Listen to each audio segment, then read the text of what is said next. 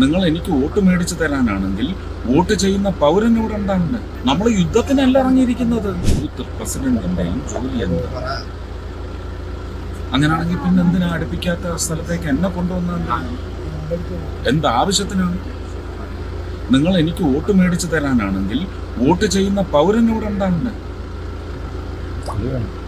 നിങ്ങൾ ബൂത്തുകാർ മനസ്സിലാക്കൂ, നമ്മൾ യുദ്ധത്തിനല്ല ഇറങ്ങിയിരിക്കുന്നത്. നമ്മൾ അവർക്ക് നേട്ടം ഉണ്ടാക്കാനാണ് ഇറങ്ങിയിരിക്കുന്നത്. അതിനെന്നെ സഹായിച്ചില്ലെങ്കിൽ നാളെ ഞാൻ ട്രിവാൻഡ്രത്തേക്ക് പോകും.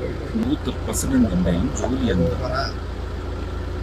അങ്ങനെയാണെങ്കിൽ പിന്നെ എന്തിനാ അടുപ്പിക്കാത്ത സ്ഥലത്തേക്ക് എന്നെ കൊണ്ടുവന്നത്? എന്താവശ്യത്തിനാണ്?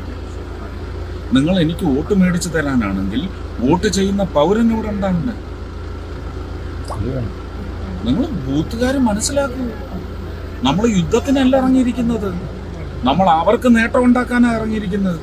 അതിനെന്നെ സഹായിച്ചില്ലെങ്കിൽ നാളെ ഞാൻ ട്രിവാൻഡ്രത്തേക്ക്